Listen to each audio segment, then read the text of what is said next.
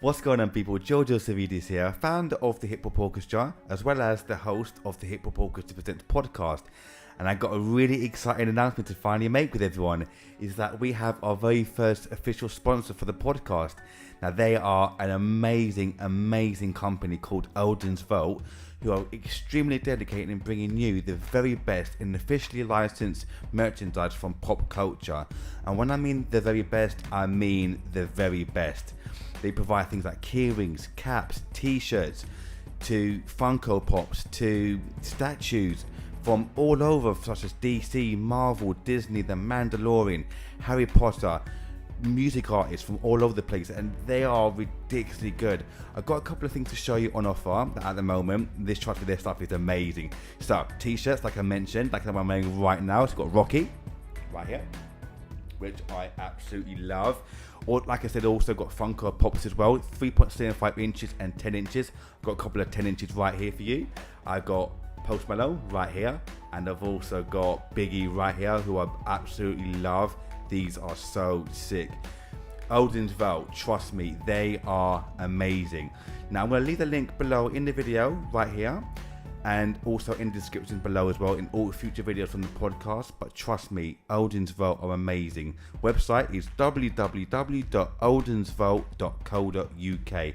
Get in touch with them now and start buying ASAP.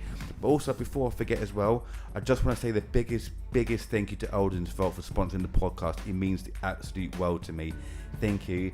And trust me, get in touch with them right now. And I hope you enjoyed today's episode. And peace.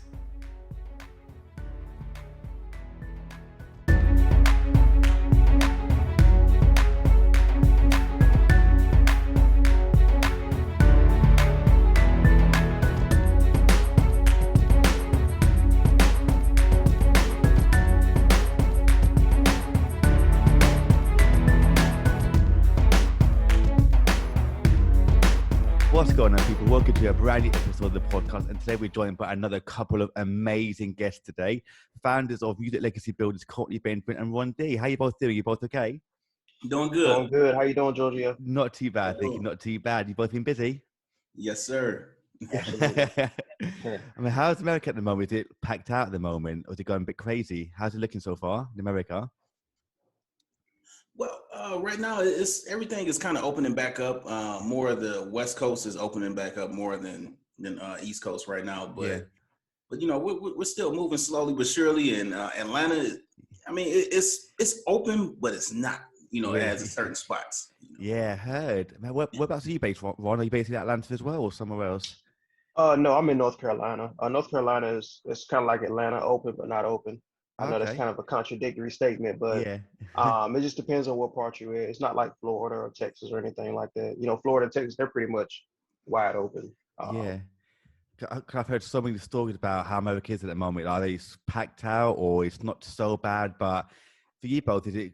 How you both coping? Are you both keeping okay so far? Yeah. Yeah. I'll say in the beginning it was a shocker, but you have to adjust and adapt to your environment. Yeah. You know, so we had to do a little bit more digital, a little bit more getting in front of the camera when we don't want to. You know what I mean? Yeah. So, Yeah. How you finding that, being in front of the camera more often? How do you find that? it's pretty cool now. You know, it took me some getting used to, and then I used to be an actor as well too. But you know, really? it's still something different when like all the pressure just on you. You know, Yeah. so man. Yeah. How about yourself, Yeah. Ron, as well? How you coping? Okay. Yeah, I'm good with it. I enjoy being in front of the camera. That's when me and Courtney met. That's one of the things that he told me. He kind of wasn't, even though he was an actor. He's like, look, I'm not acting is totally different from getting in front of people and just kind of Yeah. giving them a lot of information that they're supposed to digest. But I'm actually okay with being in front of the camera. Yeah. So when we met, it was like a complimentary thing, and I think I brought some more stuff out of him. He brought some more stuff out of me, so it worked out. That's brilliant. I So mean, how did you two originally meet in the first place? it's funny because my brother, shout out to Brandon Shotman, he's one of the top videographers in the United States, award winning Wow. 2 years in a row. If you look him up, Brandon Shotman, he's Yeah. amazing guy, which is my actual blood brother. So what happened was I was working on a music course Yeah. And he was like, dude, you got to do these music courses. People love education at this moment. You need to do it. So I told him no. I was Yeah. like, no, nobody's going to listen to me. Nobody cares. No. So he told Yeah. me again. And I told him no. And so a third time, he was like, look, man, I promise you, people are going to listen if you just do what I tell you to do. I was like, okay. So I did a course, put it out there. It got received real well. He was like, look, there's another guy that I know that's in the music industry too. His Yeah. name is Courtney Benjamin. Mm-hmm. Instead of y'all doing two separate things, why don't y'all work together? I'm gonna give you his number. You guys talk to each other. I'm gonna put you guys on three-way. And I ended up talking to Courtney on the phone, and Courtney was like, I was telling Courtney, I was like, look, I got a course out, such and such. He was like, well, I do too, and we've been rocking out ever since. That's So brilliant. And yeah, has it been quite a while since you know each other now? Like quite a few years, or? it's probably been closer to 2 years at this Yeah, point. about 2 years. It hasn't been long, but it feel like it's been 10 because me and Courtney, some people you just click with. Mm. And when me and Courtney got together, it's kind of like it was like salt and pepper. It was like the perfect combination. We have two different skill sets, and Yeah. when we put together, it was freaking amazing. Um, so it works out, man. Like he's like I tell him this all the time. I was like, dude, I couldn't find this. I couldn't have found a better partner to do with something like this. And I'm not telling this the biggest head up, but he knows how I feel about the friendship and the business relationship that we built. So Yeah, that's amazing. And then when did you start Music Legacy? Was it a couple of years ago when we first met, or was it like an idea before that? How does it all start for you both? Well, it started about, I'll say about a little bit after we first met, Yeah. and then it went through transitions too. It went from Music and Profits to Music Legacy Builder. So it was just something that just kind of name just kind of stuck, Mm. So yeah, we just came up with the name and just been rocking out ever since. Yeah. yeah, Uh, when we did music, I'm sorry, when we did that, music and profits, we we had an audience already built from music and profits, hmm. Mhm. but music and profits it was simple, but I'm like, we need something that when they hear it, it got that pop to it. It just didn't have that pop. It was, it was too simple. So we just went through this whole rebranding thing. And we was like, look, music legacy builders, man. Because Mm. we actually teach people, when people hear music and profits, they just stick to the music and nobody wants to hear about the business stuff. Hmm. So it was like we want to make it known that look, we're gonna be talking about business stuff that's gonna get you paid at the end of the day. So Definitely. It's so true what you said that people just want to do the music down there without actually doing the business behind it. I mean, did you both do business beforehand as well, leading up to this moment, or have you always been interested in business? How does it all work? yeah, Uh, so you go ahead, Courtney. I'm sorry. no, you go ahead. You good. So and Courtney, I guess talk about his side of it. But yeah, I worked I had my own business and I worked with in the finance industry. So we helped a lot of small businesses get financing and things like that. So I've always been in business and I've always done music. But and I've been, done some things in the past as far as music, but I was kind of burnt out with the music thing and I was like, man, this is crazy. My business is doing well. I really don't need it. I can do music as a hobby because it's something I love to do. But like I said, meeting Courtney, he opened up my eyes to a lot of things that I didn't know. Mm. And because when I first started, I knew nothing and I lost a bunch of money. Well, I didn't lose a lot of money, but I didn't make a lot of money when I could have gained money Mm. based off of the information that Courtney knew and I didn't. So I've always been in business and Courtney have as well. But um, when I met him, it made me, it actually took my music career to another, and we'll talk about that later on Mm. at the meet. See. Yeah, Brilliant. man. Yeah, business always has been in my blood, man. My father was an entrepreneur. My great granddad, it's just like in me.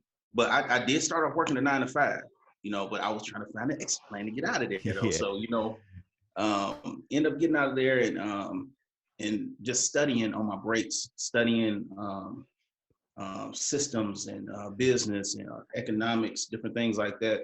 Because a lot of people think that, just because it's the music business, I mean, all of those elements of business still travel along with whatever industry you're in. So that's why it's Mm. always been, business has just been in my blood, man. Yeah, yeah, for sure. And what was that 9 to 5 that you did beforehand? Beforehand, Yeah. I was a janitor at General Motors, and then I became assembly line worker at General Motors. So, Wow. yeah. Were you there for quite a long time as well? I was there for 5 years. Yeah. And then I got up out of there. Everybody thought I was playing. I was like, I'm Yeah. not retiring in no 30 years. I'm getting out of here. Oh, I was out. A lot of people don't understand that 9 to 5 grind. I worked at a kind of like what Courtney said, an assembly line. We made fire extinguishers. Oh, And it's wow. funny because what I've always been interested in business. Like literally, me and my brother, who was 8 and 9 years old, with a lawnmower, a business cutting grass at 8 and 9 years old. We would literally go around door knocking, door to door, asking people if they wanted their grass cut and Mm. things like that. But when I got older and I started working, what really got me in the business period, and Courtney can definitely attest to this, is me, I I know this sound weird, but I don't like being told what to do. Yeah, I'm the same. I'm And exactly I the same don't as you. exactly, and I Yeah. don't, and we used to have 30-minute lunch breaks. So there was one pizza place up the road that people used to go to. So literally when lunchtime would come, you would see people flying out the parking lot. They go try to get this pizza place and pick up their order. And it was so far away, but it was the closest that we had, that we would have to eat the food in the car and we'd have to speed back just to get back to work because you had to be back to the floor on time. Stuff Mm. like that made me realize, like, I don't want to be flying just to eat. You can't even enjoy the food. And that same job, once there were rumors going around the job, like, look, they're going to be laying people off. And our boss was like, look, these are just rumors. Nothing's going to happen. No one's going to get laid off. The next week, I got a phone call. You're Wow. laid off. Really? Lied straight to our face. Nobody's going to get laid off. The very next week, a buddy of mine called me like, did they call you too? I was like, yep, I'm on the way to the unemployment office now. Just like that. Just like that. Wow. Yeah. Well, was that like a shock to the system then when you heard that? It was just, I was upset that they lied, but that right there, I was like, you know what? I can't keep doing this. This is Yeah. stupid. I'm gonna have to try to, even if I work somewhere, I'm gonna have to find a side hustle to try to transition my way up out of there. And it still took a while after that to figure out what I was good at and what I wanted to do, but Mm. eventually I did it. That's brilliant. And obviously now you're working together on this fantastic company, which is going really, really well, amazingly well. And what was the kind of idea behind the company? And like I said, we want to help with business. And I know you do loads of courses now, don't you, within the business as well? Oh yeah. How are the courses going so far? The course is going Yeah. well. We actually had a 6-week class, live class that we did last year, and it ran really well. The students got plaques, they graduated. It was a whole situation. If we could do it face to face because of the pandemic, it would have been a lot better because we would have had a whole graduation ceremony, but we had to do it digital. So we sent them plaques. It's on my Instagram and stuff like that. But yes, it's 6 weeks class to where each week we went over something different. So I think the first week was like contracts, help me out, see. And then the second, we had different things each week. Yeah. And what we would do, instead of us going in there running our mouth the whole time, we brought in experts. So the first week was contract. We actually brought in a guy from musiccontracts.com, one of the biggest music contract sites, brought him in to talk about contracts, the importance, different things to look for, and things like that. So every week, not only would they get information from the industry experts, they would actually be able to network and get that person's contact. And he actually had a deal going on, but like, look, for the people who's on in his class, I'll cut you some sort of discount on contracts and stuff like that. So we would try to give them that piece every week, somebody to come in who's actually in the industry right now doing it, not just some random talking people to be able to help us out with it. And it worked out really, really well. They loved it, they enjoyed it. Yeah, definitely. And then it was just so many elements of like from contracts to, we built it to start off with a foundation. So without knowing the contracts, without knowing like the business part and developing your business, all the other stuff doesn't mean anything because you're not going to be able to build any wealth off of it. You're not going to get all your royalties that you are owed. So we went from contracts to business foundation to licensing. And then we even brought in royalty exchange to show you how to get some wealth and build up some assets for your company. Because like with royalty exchange, like even like right now with Lil Dicky's project, man, royalty exchange is doing some game changing stuff with the NFTs. They are Lil Dicky is the first he's the first publishing NFT that's out there right now. Wow. So you could actually bid in and get a piece of that. You know what I mean? So it's like you could add all these different assets, and with you having like a publishing company, having your record label as well too. You could come to Royalty Exchange and say, hey, I want to buy, or you know, you want to bid on a master side of this song, or I want to bid on the publishing side, or I want to bid on both. So now you have two assets that's working for you that's already being ran by a machine. You know, so now you're making money in your sleep. Yeah, I mean, what's your thoughts on NFTs? Because they seem to be like the biggest thing at the moment. What are your thoughts on these? Man, it's amazing, man. It's amazing. This digital world, man. I don't know if you've seen Startup on I think it's on Netflix, but like that show has really like I really gravitated toward it because it showed how you could do like the well they do drugs, but it's like on the street sales of like your music. You can have your street sales, your physical sales going on, but then when you interact it and put it and develop it into this digital world, it's a whole different monster, man. And you can reach way more people. I know. And you know, it's you know, it's just something new and great. Yeah, I mean, how has that in a way affected your business? Has it made it harder to keep up, or has it made it more exciting for you? What's your thoughts on that? It's made it more exciting because it gives you an opportunity to be creative, to get outside of that box, but still use the old ways as well too. You know, because like you can stay on the digital side all you want, but you still need that foot traffic. You still need that, you know, the people hitting the streets in different cities and stuff as well. But when you're able to reach the masses, you know, there's a possibility that you could try to reach everybody, but you're gonna reach nobody. You know, so just like gravitating all of that stuff up, knowing where your targets are, and have those foot soldiers in place, and then had a digital, you know, in place to where like if we do happen to branch out and make some noise over, like say in London, you know, we could build a team and say, okay, man, we're gonna start a team over there. Yeah. On top of the digital. So now we got two going against. Yeah. See, that's a good point. I don't know if you all seen that movie, Now You See Me, that magic Seen movie. it, yeah. Y'all remember that? Yeah. So do you remember that part where I can't remember if it was the first one or the second one, but they took a guy and they kept introducing him to like the number, like a certain number, or what was it? No. I'm thinking of a different movie. What was that movie where Will Smith was betting on? It was a movie. The one with Margot Robbie, that one. Yeah, Yeah. that one. I forgot the name of it, but know what that you're talking movie about. specifically. Yeah. So you remember that guy who he made that bet to put That the to number in look the for a guy's certain head. football player. Yeah. He kept reiterating what that person's face. Yeah. So when C was talking about that street team, that's a very important outside of the digital world, because the more, like for example, if you have an artist that's about to come out, the more times you see that face, eventually be like, look, I remember that face from somewhere. I don't know where, but let me click on it because that face looks familiar. Yeah. It's all about you know, they call it in basketball muscle memory.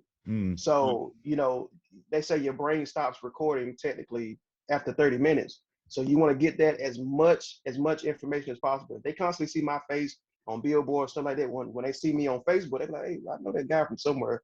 And so that's the importance of the street team, to physically see those things, because they got street teams to where they would just stand there with a big billboard.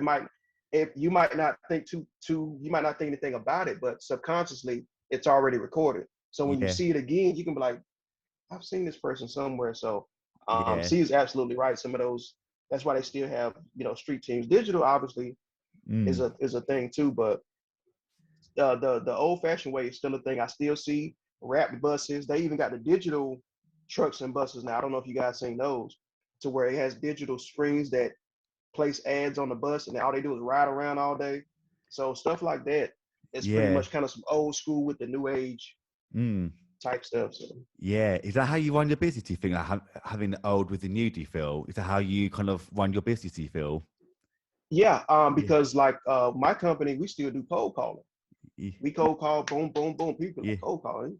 Better run some ads. We do both. We do both but the thing about it, believe it or not, well, it depends on what you do. When it comes to the music stuff, it's a little bit different. But as far as my other businesses, I have multiple, but one of the ones in particular, we do cold calling. And our cold calling, we kill it. Yeah. We kill it. So we set up because the thing about it, ads is one thing, but we reach out to a lot of CEOs of bigger companies. So these guys like, look, let me hear somebody's actual voice. Mm. Let's set up a meeting to where we can link up, set an appointment, and meet face to face. No matter how digital you get, people love face to face interaction. Mm. I do a lot of stuff online when it comes to banking. When it comes to certain stuff, I'm not going online. I need to talk to the teller or a business banking officer inside the bank. I need to sit down and talk with you so you can understand what I'm saying. So it just Yeah. makes people feel comfortable.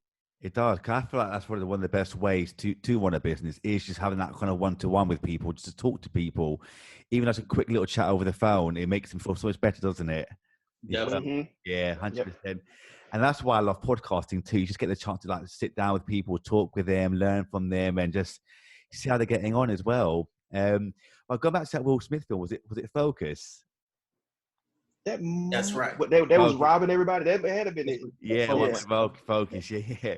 Yeah. But go back to courses. How many courses do you actually run now in the business?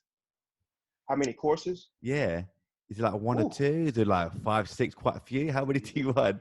Yeah, we got a few because we got me and Courtney got individual ones, and then we got but the bulk of it is put together. So we got big ones, we got small ones. Yeah. We got an actual subscription package to where I, I don't know how many. I'll be honest, I don't know how many courses we have. I know it's more than one or two. I don't even remember We now. have a lot. We have ebooks. We have all types of stuff because Wow.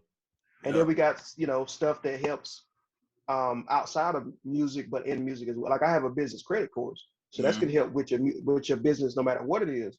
Yep. So That's we got a lot. crazy. I know that's like answering the question without answering the question, Giorgio, but It's fine. we got a lot. We got quite a few. I mean, how big's your team then? It must be quite a few of you to work together to make sure that everything. Well, you mentioned ebooks there as well. How big is your team roughly? Do you feel to make everything work as smoothly as possible? Well, see Well, we had. my Oh, fault, go ahead. That's Sorry about that. See, so yeah, we had an assistant to help us facilitate some stuff. I had my assistant to help with my side. She had an assistant to help with the outside. And then we had an assistant for that really helped us out. But she had some family issues that she had to take care of. She was amazing. Mm. But believe it or not, we don't have a big team. Really? No, believe it or not. Wow. Nope. Damn. Nope. We built this. That's it. Couple virtual assistants. Me and Courtney, when we first started, we did everything ourselves. We built everything Wow. from ground zero up, just me and him, and that's it. And then we started Damn. hiring people as time went along. And even after we took the class, it's funny because not to brag or anything, but after we took the class, the people that took the class said, "Look, we told them that this was our first class." And they said, "Really? We thought you guys been doing this for a while." I was like, "No, this was our very first class." But when me and Courtney, the one thing that how me and Courtney clicks is that when we do stuff, we're not going to do halfway things. We're going to do it all the way, or we're not going to do it at all. Exactly. So everything was professional. When people joined the class, we had a actual banner put out and saying congratulations to John for joining the Music and Profits class. We had a whole situation when they graduated. We sent them plaques, all types of stuff. So this was not just you coming and then leaving. We gave them homework. You had to finish the homework before you went to the next course. It was a whole deal. You are in class, and if you don't, you're going to learn. So you can't walk away and say, I didn't learn anything. No, we're going to make sure that you have to do the work. And so. Yeah. That's another way to guarantee that they understand it, because like you could teach and tell somebody anything, but if they don't comprehend it, man, it's like, it's all for naught, Of course. And are there any particular sort of courses or classes or questions that a lot of people come to you for, like the most popular sort of things? Like I need help starting my own business, or I need help with, say, this part of the business or that. Is there anything in particular that really sticks out to you both? Publishing and music licensing. Yeah, music licensing, definitely number one. Yeah, really. Is that the most popular thing, do you think, at those two things there? Yeah, well, Courtney can speak more on the publishing, but as far as the music licensing, everybody looks at TV all the time, so they want to see their stuff on TV and commercials and stuff like that, and they just, a lot of it's bragging rights, which is fine because that's great. So a lot of times people want to know, like, look, I got a song done. What can I do to get the music license and stuff like that? Get it on TV, get it on commercial, get it in ads. And that's a great question, like, because Okay. there's a lot of room in the industry for things like that. The problem is people don't have their music um, to a point to where even if they did do that, that they will make sure everything is tracked. They don't got ISRC codes ain't set up right. They don't got the metadata in the tracks. They don't got um, the tags in their songs. They're sending music supervisors songs straight and saying, hey, listen to my music. They're not putting it in box links and sending it to them. They're doing everything wrong. So we try to like, look, we can teach you music licensing, but make sure that this is done first. Because the quickest way to get blocked from a music supervisor is to be just spamming them with stuff. So Yeah. but yeah, that's the number one thing. Everybody wants their stuff on TV, and I'm like, look, if you're gonna do that, you need to have your ducks in a row Mm. because their music supervisor's not gonna be like, okay, well, you didn't do this right. Let me go ahead and help you out. No, no, no. It needs to be done. Yeah. What do I look like going to Papa John's Pizza and I have to bake the pizza? No, I needed it to be done. So when I open the box, I'm ready to eat it. Yeah. So I think that's I what they like want. that. That's good. I like that one. Is that the most common mistake then, do you feel, with people that they kind of spam people with the wrong kind of information? Yeah. Yeah. Yeah. I Well, I think think that's number two. I think Number that's number two. two. I think the number two biggest thing mistakes is the spamming. I think the number one um, thing is they don't get the stuff their metadata stuff right. Here's the thing, and you probably know this, Georgio. A lot of artists they just want to do the music. They Mm-hmm. don't care about paperwork, contracts, metadata, PROs. They don't care about anything. Mm-hmm. Publishing, they don't care. Like, look, I don't care about no contracts. Let me make a song. Let me make a video and put it out because I want my Facebook friends to see it Yeah, that is and so like it. true. Because I've heard, obviously, we all know this.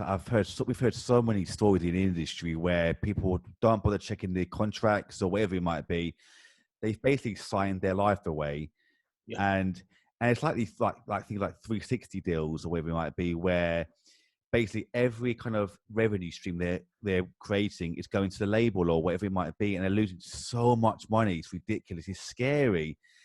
And I find it worrying where, like you just said, that people don't always care about the contracts, do they? They just care about the next big thing or whatever it might be. It's scary. So what you're not doing that now, trying to actually help people to get their get their paperwork ready and their payment ready is amazing what you're not doing. So thank you again for doing such an incredible job.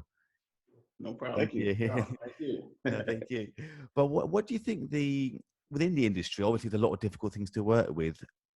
What do you both think is probably the most difficult thing to work with? Is it the publishing deals? Is it starting your own business? Is it contracts? Well, what do you think are some of the most difficult things to work with? Oh, it kind of froze up a little bit. You said what was the most difficult thing? Yeah, yes. Is that publishing deals? Is it contracts? Is it starting your own business? What do you think are the most kind of difficult things to work with in the industry? Uh, I would say getting the royalties, man, and that's kind of like my specialty, man. But it's like every day almost, it's like something new or some little loophole that somebody done tried to block off. So it's like you got to go around, you got to figure this one out. So I would say just keeping up with getting the royalties, because as a music publisher, man, that's all I do all day is Mm, go after royalties, go after the copyrights, mm, infringements, and different things like that. So I would say that is probably like the most difficult thing right now, because mm. it's so many avenues, man. Because like one song, you can get anywhere from like 9 to 10 streams of income off that one song. Mm. So Yeah. And what I would say is the latter of what you said, Giorgio, which was making sure their business is a legit business. A lot of people, and that goes with music or anything. A lot of people think they have a legit business, and then they go and try to get something, try to get lines of credit, and they realize like, yeah, we don't. Why your website don't match up? Yeah. Why you don't have a business email? Why don't you? Where's your DUNS number? Where's your EIN? Everything is all out of whack. And I try to tell people Yeah. like the first thing you need to do, including the music business, is you need to be fully compliant. I'm not Mm, saying you got to go out and get credit. You get credit later on. Okay, got it. But you need to be compliant, which means you got to have those core things to make you a legit business, because that's what's going to make a difference between you going out and making moves. And on top of that, make sure outside of you being a legit business that you're compliant with every music procedure as well. So make sure your PROs is right, make sure your publishing company is squared away, make sure all that stuff is squared away. You put these songs out, you need split sheets, metadata, all that stuff already squared away. But when you tell people that, they're like, look, man, I'm just trying to record some music, man. Let me just can somebody else do that? See, and that's the problem. If somebody else does it and you get screwed over, look, if you want to sign to a major label and stuff, that's fine. But we're giving you the information, not so that you have to do it yourself, but even if you get somebody else to do it, you can look at it and know, like, yes, something ain't right. The problem is they weren't educated. They say, look, I just want to put the music out. Okay.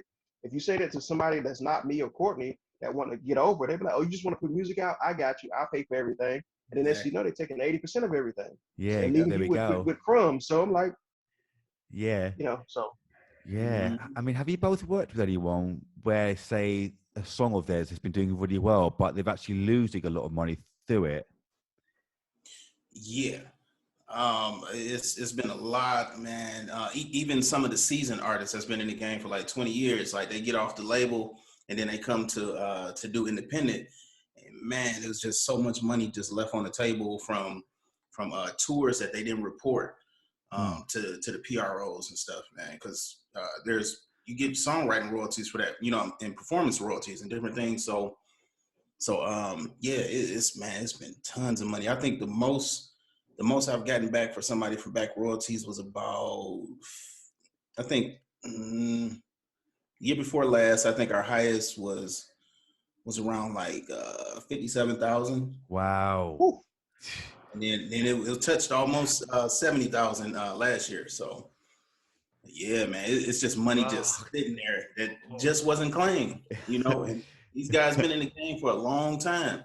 And when you hear about like these seasoned vets, like you said, still doing these sort of mistakes, they're thinking, why are you doing that for? You should know better by now. Like 70 grand, you said as well. That's a lot of money to waste as well. Yeah. But like how we said in the beginning too, they just want to be artists. They just want to go out there. They're so focused on, I'm just performing, I'm this and that. But if you go in there as a business person, you'll be at a whole nother level. But some of them get there too a little bit too late. And see, a lot of those labels, that's how they present it. They was like, look, all we want you to do is music. We'll take care of the administrative work, the paperwork.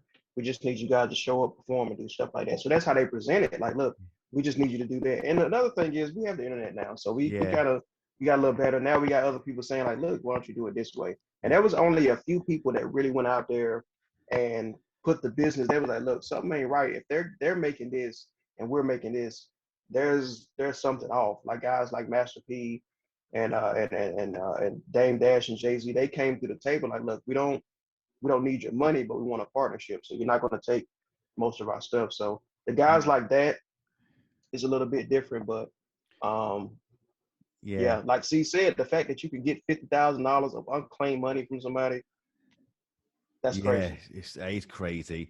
I talk about Jay-Z. There's that famous quote, isn't it? He goes, "I'm not a businessman. I'm a businessman." Yeah, exactly. It's so true. But I remember, I think it was Snoop came out recently saying, I think when he left Death Row to go to, what was Master P's label called? I can't remember now. No Limit. No Limit. That's it.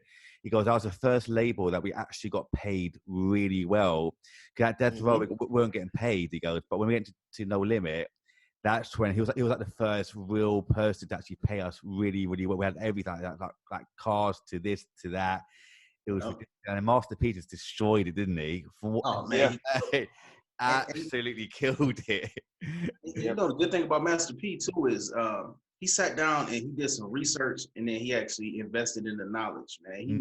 He went and got the best lawyer, which is Michael Jackson's lawyer. Yeah. Had a meeting, sat down with him, and it was just a wrap after that, man. That's it. Well, I was actually about to say, part of my next question was, what's been some of the best pieces of advice that you've both been given throughout your journey so far, whether it's starting a business or around those sort of areas that you've been able to give to someone else? I'll say that the best advice I got was from Russell Simmons, man. He told me, he was like, understand when to get out of the business. That I didn't know what it meant in the beginning, but I figured it out, found out. It's always good to know when to get out, so. Yeah. How did you meet Russell Simmons? Shoot, man, I actually just reached out to him, man. I made it's crazy. I made a list of people that I wanted to meet back in, I think it was 2010 or somewhere Mm. around there. Man, and he was at the top of the list. I just reached out to him. I told Bushman at the radio station, and then Bushman hit me up and was like, "Hey, Russ gonna be in town, man. He got a book signing coming up." So he made the connection, man, and it was just on and popping in, man. Then we went to the casino after that. Wow, that's amazing. Yeah. What was it like to sit down and talk with him? Because obviously he's a legend. What's it like to talk with him? Man, it was, man, believe it or not, man, I did not know this man was that silly. So it was like I was nervous at first, but once he broke the ice and just started acting silly like how I act, man, Yeah. try to be like, yeah, man, Yeah. but man, once he opened up like that, man, it was like it was just so genuine, man, So it was Yeah. good to have that moment because it was the first and last moment I've had. Wow, but you know what? Sometimes it takes you just that one meeting, doesn't it, with someone like that to learn so much from him. Yeah. Yeah. Because he was telling me, he was like, man, we started from our apartment too. Because I was in an apartment when I started my record label. So, yeah. Wow, that's amazing. That's amazing. How about you, Ron? What's about some pieces of advice from you? Well, my mentor, my business mentor, he just always told me to play the long game. Mm. Anything I do, I always prepare for scaling and longevity and stuff like that. I never think about, well, what I'm gonna do tomorrow. I always expect, even when me and Courtney first started Music and Profits, I tell the story all the time. I was like, I thought we wasn't gonna start the class until this year, but we ended up doing it last year. And that's what I thought. And when I told my brother, I was like, look, well, in another year or two, we'll be able to do the class. He was like, no, you're going to do the class this year. Yeah. And I was like, huh? And I told Courtney, I was like, I don't know if we're going to be able to, I didn't know. So, but he kind of saw the vision first. So seeing those short-term gains to set us up for what we're doing now is pretty much going to be. We got so much stuff coming up. It's that's crazy amazing. with conferences and stuff like that. So yeah, that's incredible. Like, before we get to actually, you mentioned mentors there. I mean, how important do you think mentors actually are for whatever you want to do in life? My opinion, my mentor, my business mentor, and my brother, I look at him as my mentor too because he got his success way before I did. It means a lot that you have somebody you can. I mean, it gives you a shortcut. When me and Courtney first started, we used Brandon shot me as you could say some mentorship type stuff. It's like, look, all you guys have to do is this, this, and that. And like I said, I was expecting a year and a half, 2 years before we started anything. And we ended up doing it in a matter of months. But he was like, you have to do this every day. So we had me and C had a set assignment that we had to do every day. So you have a mentor, they give you the blueprint. Like, look, you need to do this every day. Don't do nothing else. Do this, this, and this every day. Y'all can split it up. Whoever does what doesn't matter. Just make sure it gets done. And then we ended up. So yeah, mentorship is very important. And people come to me for mentorship. I actually have people that come to me. This girl that came to me, they come to me for just general business mentorship. And this girl had just recently came to me maybe like a few months ago.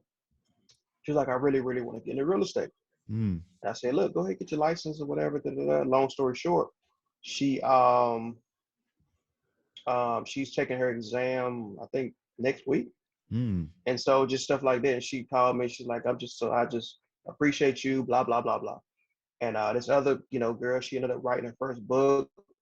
She was like, if it wasn't for you, such and such. So you'll be surprised how much impact a mentor, even if it's not to give you specific business practices, but just to be there, be like, look, this is what you have to do. Don't listen to what nobody else say. Just go out and do it. Just as, a motivational type thing, it really helps people.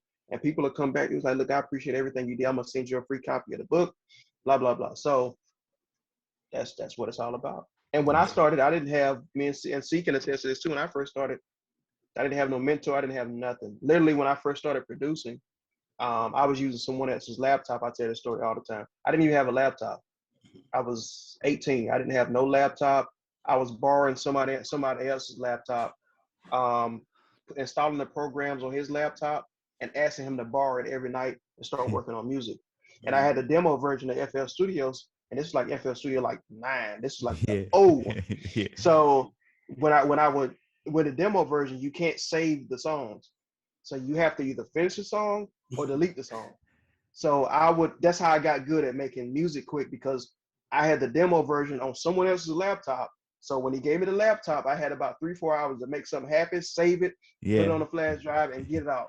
So Wow. I got to hurry up and work on something. Yeah. So when it came later on in life, when I started working with music supervisors and different people saying, look, I need music at this time, this time. I was like, okay, cool. I have it for you in the morning. Yeah. Done. Because I was used to Yeah. having a time limit. So yeah, I had no Yeah. laptop, using someone else's stuff installed there. But like, bro, can I borrow your laptop today? He's like, yeah, go ahead and use it.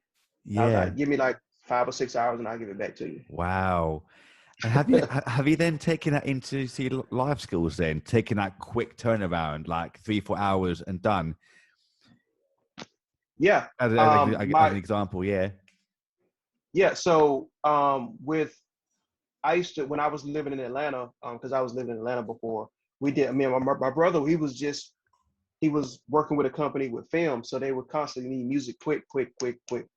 We got this scene, we needed the sounds like this. We got this scene with whatever club scene. We need to do this. We need it. Could you get it to me in the next few hours? Sure. Let me go ahead and load my stuff up. So they noticed, they was like, look, every time we ask him for something, he gets it to us. Yeah. So then we built that relationship. So what ended up happening was, this project before, I ended up doing full projects for like reality shows and stuff like that. There was a reality show called A Lifestyle that never came out, but I did the whole. They was like, look, we want this dude, because anytime we ask him for something, he's quick. The music sounds great. He has the stingers. Everything is where it needs to be. So we're gonna get this guy. So they started giving me full projects. I started doing the Pastor Troy. He was an old rapper. He did a movie. I did the music for that. It's supposed to been a reality show called A Lifestyle. It never came out for whatever reason. I think it was supposed to be on like MTV or VH1 or whatever. And a couple of other jumps. But what happened was I started doing full projects. I wasn't used to that. I was used to doing a little one here, one there, and I'm done. It's like, now we want you to do this whole film, this whole album, this whole mixtape or whatever. So it helped out when it comes to the speed of it. And also I kept good quality. So it's not like I'm just throwing something together and doing it. No, I literally, when I first started, I would have to um, I would have to mix a track while I'm doing it. So if I put in the snare, I would go ahead and mix the snare, and then go ahead and move on to the next instrument. Because I knew, I was like, look, about 2 more hours, you're gonna ask for his laptop back. So I need to go ahead and get stuff started. So yeah, it helped out tremendously, and it got me more opportunities, put it like that. Brilliant. And you also mentioned about future endeavors. I mean, what are some of the future plans that you both have for the company? We're doing some music conferences. Starting off probably in Atlanta. Then we have Detroit and Chicago, and then trying to book LA right now. And then, we have a little 4-city run real quick, and try to make something happen of it, man. Yeah. Are you based in, say, one state at the moment, or do you do a lot of work in different states? Because you mentioned you're going to Texas later on today. Mm-hmm. Do you tend to do most of your work in, say, one place, or do you do a lot of work in a lot of states? Yeah, I'm like all over, man. Cause like say if I have a songwriter out in LA or something like that, and we need to get with an attorney or something like that, I got to fly out there. Get all the copyright stuff done. Present the paperwork and all this other stuff. So I'm all over the place, man. Can imagine. A lot of stuff we can get done through email, but I'm all over when I need to be. Yeah, I was going to say, actually, does that get really tired when we go like a flight to different states? I'm thinking, oh, for God's sake, I've got to go there now. Yeah. Traveling sounds so good, when you're not doing it all the time, but traveling is tiring. I know. It's tiring, especially like, I remember one of my artists had a show that was 24-hour turnaround. So it was like, as soon as we landed, the driver was there to pick us up, take us to the hotel, shower, man. 20 minutes later, we had to be at the venue, sound check, and then boom, it was a show. Then we had to be back for another city. So that was like one of the hardest days of my life right there, man. That 24-hour turnaround, man, I don't see how I kind of did that. I know, but it's memories now, though. Yeah. But before we go, though, I just want to say thank you both so much for today. I really enjoyed it, so thank you. No problem at all. And how can people find you both online as well? On Instagram, I'm Courtney Benjamin Music on Instagram, Facebook, Courtney Benjamin. Then you can find us at BenjaminENTAcademy.com or BenjaminENTgroup.com. Lovely. How about yourself, Ron, Yeah, as well? yeah, you can hit me up, the official Ron D on everything. Um, Facebook, Instagram. I gotta reactivate my Twitter because somebody hacked my Twitter or something. So I Really? don't know what happened. So Twitter ended up shutting my account down. Oh, I tried to man. send them it was a whole situation. Twitter is weird. um, but I'm gonna have to find another Twitter. But yeah, Instagram, um, Facebook, and if you guys need consultations and stuff like that, DixonFinancialAdvisors.com. Oh, brilliant. But Yep. thank you both so much again for today. Really enjoyed it. Thank you. No problem at all. And, Awesome. and take care, everyone. Bye bye.